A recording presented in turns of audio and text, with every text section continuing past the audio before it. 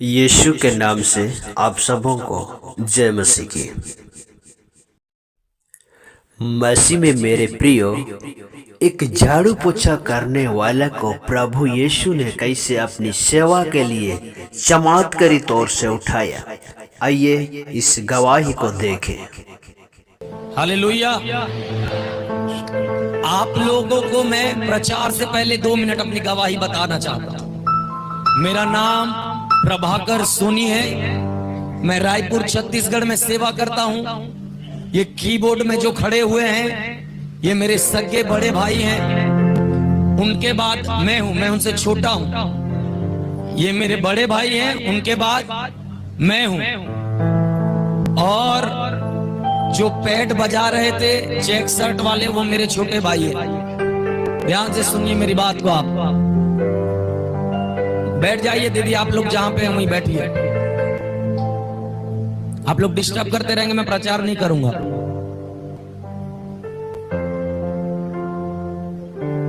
मेरी आयु 30 वर्ष की है। मेरा एक बेटा है 4 वर्ष का, शमुएल प्रभाकर सोनी। एक मेरी बेटी है 2.5 साल की, शैली रोज सोनी। मैं ये सब बातें आपको किस लिए बता रहा हूं, अभी मैं आपको बताता हूं। लड़कपन में लगभग 14 वर्ष की आयु में परमेश्वर ने मुझे अपनी सेवा के लिए बुलाया। लगभग आज 16 वर्ष हो गए मुझे प्रभु के साथ में चलते चलते। लेकिन चर्च, मैं आपको एक बात बताना चाहता हूं। जिस समय मैं प्रभु पर आया और मेरा विवाह नहीं हुआ था, हम दोनों भाई एक बेड पर सोते थे। मैंने इनको बहुत बार सुसमाचार सुनाया, लेकिन वो मेरी बात को सुनता नहीं था। वो बोलता था, अरे भगा तेरा प्रभु को, ये अन्य जाति लोगों का, विदेश का प्रभु है। लेकिन बहुत से लोग जो ऐसे सोचते हैं, जो बात मैं अपने भाई को बोला आपको भी बताना चाहता हूं। बाइबल में लिखा है वो सिर्फ यहूदियों का नहीं, सब जाति, सब समाज, सब कुल, पूरे पृथ्वी का परमेश्वर को खरीद के नहीं रखा है। हालेलुया। मैंने अपने भाई को सुसमाचार सुनाया। चर्च, इससे पहले कि आप कुछ बातों को समझो, मैं आपको बताना चाहता हूं। जब मैं प्रभु पर आया, एक नगर में मैं झाड़ू मारने का काम करता था।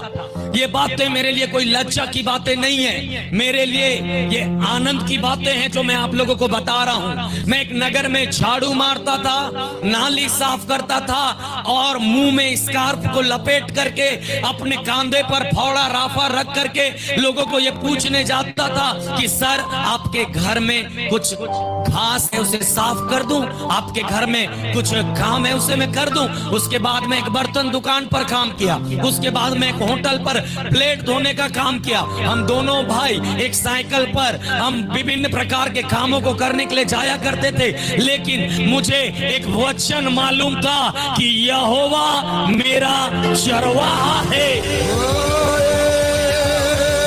हालेलुया। ध्यान से सुनिए। जब मैं प्रभु पर आया, मेरे घर परिवार के लोग विरोध करने लगे। मेरा पापा बोलने लगे कि तू किसको पापा बोल रहा है? ये कौन व्यक्ति है जिसे तू पापा पापा करके प्रार्थना कर रहा है? मैंने बोला, उसे पापा बोल रहा हूं जो आपका भी पापा है। हालेलुया। धीरे धीरे एक सीजन आया, मेरी माँ बीमार पड़ी। मेरे मामा, मेरे समाज के लोग धीरे धीरे हमको छोड़ना चालू कर दिए। चर्च, ध्यान से सुनिए। हमारे समाज ने हमको तिरस्कार कर दिया, हमारे लोगों ने हमको छोड़ दिया। जिस प्रकार बाइबल में लिखा है, मेरे नाम के कारण तुझसे लोग क्या करेंगे? बैर करेंगे। लोगों ने छोड़ा। मेरी माँ जब बीमार पड़ी 3 महीने तक, मेरे मामा जी आकर के बोलने लगे, अगर मेरी बहन जो मुझसे बड़ी है अगर मर जाए तो इसका बदला मैं तेरे से लूंगा, क्योंकि तुम लोग इसको मान रहे हो, उसको मान रहे हो। मेरी माँ थोड़ी देर के बाद उनका आंख पलट गया, उसे हॉस्पिटल लेकर जाया गया। और जब उन्हें हॉस्पिटल लेकर गए, मैंने कमरे को बंद किया और प्रभु को बोला, जब तक मेरी माँ को होश नहीं आएगा प्रभु, मैं उठ उठूंगा नहीं, क्योंकि मैंने लोगों को बोला है कि तू पृथ्वी का परमेश्वर है, तू मुर्दों को उठाता है, बीमारों को चंगा करता है। प्रार्थना करते करते मैं पूरी तरीके से बेहोश हो गया। डॉक्टर जो हमारे घर में चेक करने आया था, उसने एक बात बोला, तुम्हारी माँ नहीं है, लेकिन मुझे विश्वास था परमेश्वर मेरी माँ को लौटा लेकर के आएगा। हालेलुया। अचानक 4 घंटे के बाद जब मैं बेहोश पड़ा हुआ था, एक सिस्टर मुझे आकर के उठा रही है, भैया उठिए, भैया उठिए। मैं जब उठा, बोलती आपकी माँ को होश आ गया है। उसके बाद मेरी माँ प्रभु में आई, मेरा पापा प्रभु में आया, मेरा बड़ा भाई प्रभु में आया, मेरी मामी प्रभु में आई, मेरे बड़े पापा प्रभु में आए, मेरी बड़ी माँ प्रभु में आई, मेरा पूरा खानदान। हालेलुया। मेरा पूरा घराना उद्धार के मार्ग में आया। ध्यान से सुनिए, उसके बाद भी यहाँ पर परेशानी खत्म नहीं हुआ। यहाँ पर परेशानी खत्म नहीं हुआ। हम एक मिट्टी के घर में, कई लोग प्रॉस्पर हैं यहाँ पर, बहुत से लोग, आप लोगों ने गरीबी देखा भी नहीं होगा। मैंने निकटता से देखा है, जब मेरे पापा शराब पीकर आते थे, मम्मी को मारते थे। एक मिट्टी का घर, वहां पर पानी इधर से गिर रहा है तो उधर से गिर रहा है। मेरा बड़ा भाई इधर बाल्टी लगा रहा है तो मैं इधर बाल्टी लगा रहा हूं। एक नगर पर जाकर के सुबह 7 बजे उठ करके मुंह में कपड़ा बांध करके वो नगर को गीत गाते गाते झाड़ू मारे, सेनाओं का यहोवा हमारे संग संग है। आज आप मेरी ठाट बाट और मुझे देखकर बोल सकते हैं मैं झाड़ू मारने वाला यहोवा घूरे से उठाकर चट्टान पर खड़ा कर दिया। हालेलुया। लेकिन परमेश्वर उन परिस्थितियों से क्यों गुजार रहा था? क्यों मेरी माँ बीमार पड़ी? क्यों मुझे मिट्टी के घर में रहना पड़ा? और तो और हमारे घर में कभी खाने को भी नहीं होता था। नमक और मिर्ची को ऐसा हाथ में पीसते थे और चावल में पानी डाल करके, नमक डाल करके खाने की स्थिति हुआ करती थी। धीरे धीरे जब मुझे पुलपिट में माइक मिला, लोग मुझसे माइक छीनने के लिए खड़े हो गए। धीरे धीरे लोग आलोचना करने लगे, धीरे धीरे लोग विरोध में खड़े हो गए। मैं एक बात आपको बोलना चाहता हूं, ध्यान से सुनिए। जब आप प्रभु की ओर बढ़ रहे होंगे, निस्संदेह वहां पर आपकी आलोचना होगी, बदनामी होगा, तिरस्कार होगा, लोग आपको निंदा करेंगे, लोग आपको छोड़कर जाएंगे। फिर भी आपको स्थिर रहना है, क्योंकि परमेश्वर आपके साथ रहता है। Hallelujah, hallelujah. आप लोग मेरे साथ हैं क्या? मेरे साथ हैं क्या? Hallelujah, hallelujah. धीरे धीरे प्रभु मुझे सेवा में खड़ा करना चालू कर दिया। ध्यान से सुनिए, जब धीरे धीरे परमेश्वर ने मुझे अपनी सेवा के लिए इस्तेमाल करना चालू किया, तो बहुत से लोग, आपको मालूम है जिस समय दाऊद का अभिषेक हुआ, साउल चिढ़ गया था। खुदा जब आपके चर्च को उठाएगा, बहुत से साउल भी खड़े होंगे, याद रखना। लेकिन वो साउल के विरोध करने से नहीं, यहोवा का प्लान पूरा होगा ही। हालेलुया। ध्यान से सुनिए, कभी कभी हम प्रभु में रहते हैं, हर समय हम लोग खुश रह पाते हैं क्या?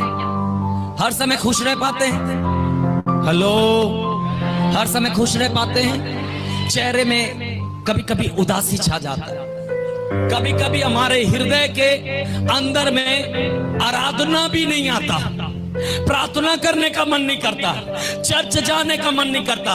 कुछ ऐसी दशाओं से हम गुजरते रहते हैं जहां पर हमारे मन में बहुत सारी चिंताएं, लज्जा, बीमारी और हालात बिगड़े हुए होते हैं। हमेशा हमको खुश रहना, प्रार्थना करना भाता नहीं है। ऐसा स्थिति से आप गुजरे हैं कि नहीं? गुजरे हैं या नहीं गुजरे? गुजरे। हमेशा प्रार्थना करते रहना, स्तुति करना, आराधना करना। कभी कभी हमारे मन में 1% भी काम नहीं करता है। इतना गहराई से हमारे अंदर में उदासी, निराशा, टेंशन छा जाता है। और मैं आपको बताना चाहता हूं चर्च, फिर भी इन हालातों से जब हम लोग गुजरते रहते हैं, इन परिस्थितियों से हम गुजरते रहते हैं, जब हमें लगता है कि हमारे पास कोई भी उपाय नहीं है, इस दशा पर भी आपको प्रभु पर भरोसा करना चाहिए। हालेलुया। क्योंकि हमको लगता है कि हम लोग यहाँ पर परमानेंट है, ये जानते हुए कि हमारा ये जीवन टेम्परेरी है, मानो हम ऐसा जी रहे हैं कि यहाँ पर हमारा परमानेंट जिंदगी है, परमानेंट है। जैसे हम लोग यहाँ पर क्या कर रहे हैं, जी रहे हैं। हमको ऐसा लग रहा है कि हम कभी यहाँ पर खत्म नहीं होंगे। कोई पहाड़ पर डिग्री के लिए चढ़ा जा रहा है, कोई पद के लिए चढ़ा जा रहा है, कोई नाम के लिए चढ़ा जा रहा है, कोई माइक के लिए चढ़ा जा रहा है, कोई इज्जत कमाने चढ़ा जा रहा है, किसी को अपने आप को बनाने चढ़े जा रहे हैं, और ऐसा लग रहा है कि हम कभी भी खत्म नहीं होंगे। और हमारे जीवन में एक निराशा छाया हुआ रहता है। आप लोग सुन रहे हैं, बहुत बार प्रभु में रहने के बावजूद भी हमारे आंखों से आंसू रुकते नहीं है। बहुत बार प्रभु में रहने के बाद भी हमारे जीवन से तनाव जाते नहीं है। आपको मालूम है, प्रेरितों ने एक बात बोला, हमें उस राज्य में बड़ा दुख और कठिनाई से क्या करना पड़ेगा चर्च, प्रवेश करना पड़ेगा। आप जो लोग ये सोचते हैं कि प्रभु का अभिषेक पाने के बाद डायरेक्ट माइक मिल जाता है, डायरेक्ट स्टेज मिल जाता है, डायरेक्ट नाम मिल जाता है, डायरेक्ट हमको लोग जानने लगते हैं, ये गलत थॉट्स है। आज मैं आपको बताऊंगा कुछ चीजों को। मैं बहुत जल्दी वचन खत्म करूंगा, अगर आप लोग ध्यान पूर्वक सुनेंगे तो।